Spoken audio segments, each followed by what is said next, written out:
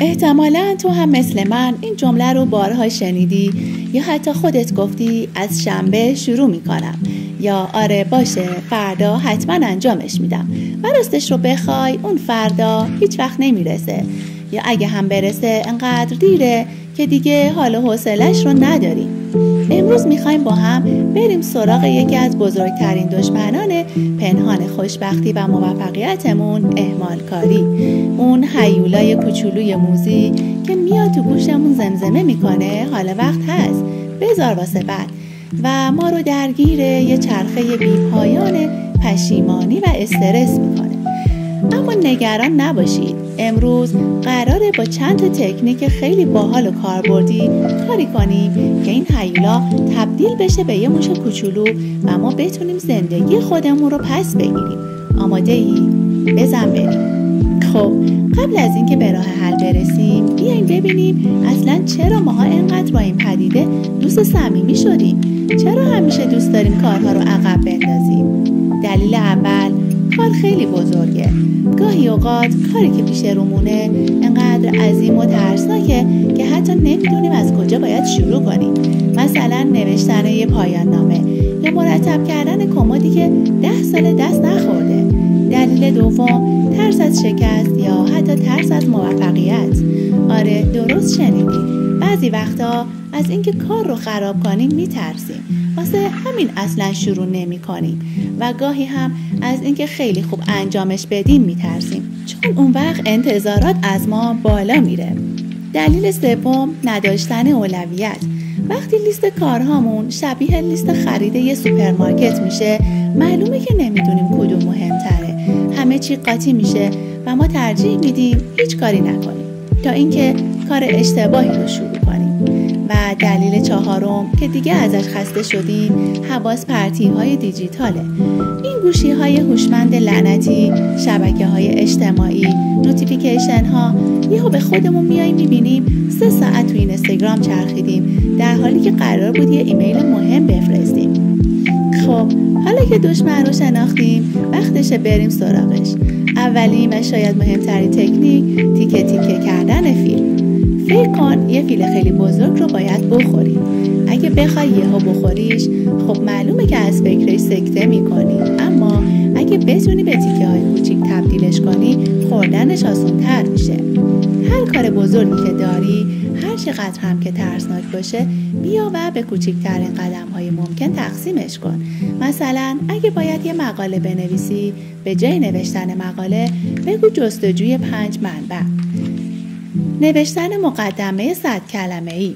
وقتی کارها کوچیک و قابل انجام میشن، دیگه اون حس ترس و اضطراب اولیه از بین میره. تازه وقتی هر تیکه رو تموم میکنی، یه حس موفقیت کوچیک بهت دست میده که خودش انگیزه بزرگی برای ادامه کاره. مثل قدم‌های کوچیک نوزاد، هر قدم یه موفقیت. و برای اینکه این تیکه تیکه کردن رو باحال‌تر کنیم، میخوام یه تکنیک فوق‌العاده رو بهت معرفی کنم. تکنیک پومودورو. اسمش یکم با کلاسه، اما خودش خیلی ساده است. فقط کافیه یه کار کوچیک رو انتخاب کنی، تایمرت رو برای 25 دقیقه تنظیم کنی و تمام. حواست رو بدی به اون کار بدون هیچ گونه حواس پرتی. بعد از 25 دقیقه یه 5 دقیقه استراحت کن. پاشو یه آبی بخور، یه کششی به بدنت بده، یه نفس عمیق بکش. بعد از 4 دوره پومودورو، یعنی 2 ساعت کار، یه استراحت طولانی تر 15 تا 30 دقیقه‌ای داشته باش. با این روش هم تمرکزت بالا میره، هم خسته نمیشی و هم اون کار بزرگ رو مثل یه بازی جذاب تیکه تیکه تموم میکنی. معجزه میکنه، امتحانش کن. تکنیک بعدی 2 تا قانون کوچیک اما فوق‌العاده قدرتمنده که میتونه زندگیت رو عوض کنه. قانون 2 دقیقه و قانون 5 ثانیه. اولی قانون 2 دقیقه. هر کاری که انجام دادنش کمتر از 2 دقیقه طول میکشه، همین حالا انجامش بده. مثلا اگه میتونی یه ایمیل رو تو کمتر از 2 دقیقه جواب بدی، جواب بده. اگه میتونی ظرف اون لیوان چای رو بشوری، بشور. اگه میتونی اون لباس رو آویزون کنی، آویزون کن. این کارها کوچیک به نظر میان، اما وقتی تلمبار میشن یه کوه بزرگ از کارهای انجام نشده میسازن که استرس زیادی بهمون وارد میکنه. با این قانون از شر این کوههای کوچیک راحت میشی. و حالا دومی قانون 5 ثانیه. این یکی برای شروع کردن کارهای بزرگتره یا هر کاری که داری هی به تعویقش میندازی. وقتی یه کاری رو داری هی عقب میندازی، فقط کافیه شروع کنی به شمارش معکوس 5 4 3 2 1 و انجامش بده. این شمارش معکوس یه جورایی مغزت رو گول میزنه و بهش اجازه نمیده بهانه تراشی کنه. مثل پرتاب یه موشک میمونه.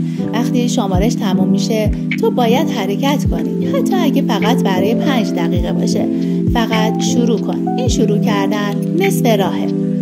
حالا که ابزارهای شروع رو داریم، وقتشه محیط اطرافمون رو هم برای پیروزی آماده کنیم. تکنیک سوم، محیطت رو به نفع خودت کن.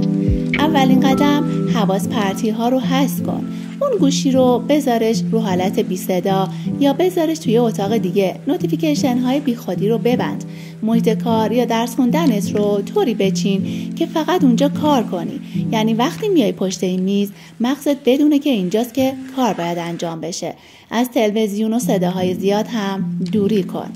و دومین قدم، برای خودت پاداش بذار. آره درست شنیدی. مغز ما عاشق پاداش گرفتنه. وقتی یه کار کوچیک رو تموم میکنی، به خودت یه جایزه کوچیک بده. مثلا اگه این 30 دقیقه رو با تمرکز کار کنم، میتونم یه قسمت از سریال مورد علاقم رو ببینم. یا اگه این پروژه رو تا شب تموم کنم، فردا میتونم با دوستان به کافه برم. این پاداش‌های کوچیک به مغزت این پیام رو میدن که آفرین، کار کردن خوبه، پاداش داره و اینجوری میل به اهمال کاری کمتر و کمتر میشه. حالا بیای یه سری باورهای غلط رو که ته مغزمون جا خوش کردن و ما رو بیشتر به سمت اهمال کاری سوق میدن با هم از بین ببریم.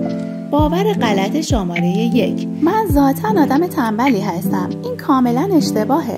هیچ کس ذاتاً تنبل نیست. ماها فقط گاهی اوقات از شروع کردن میترسیم یا انرژی نداریم یا بلد نیستیم چطور مدیریت کنیم.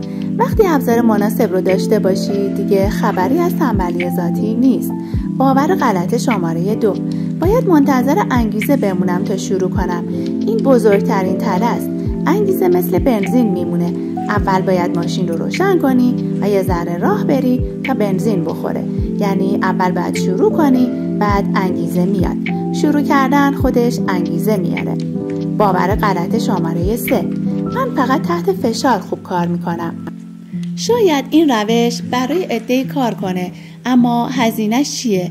استرس، اضطراب، کیفیت پایین‌تر کار و حس بد دائمی. چرا باید همیشه خودمون رو تو آخرین لحظه تو استرس و فشار قرار بدیم وقتی میتونیم با آرامش و قدم به قدم کارها رو جلو ببریم؟ خب رفقای عزیز، ما امروز با هم با غول اهمالکاری آشنا شدیم و 3 ابزار فوق‌العاده برای شکست دادنش پیدا کردیم. حالا وقتشه که یکی از این تکنیک‌ها رو انتخاب کنی.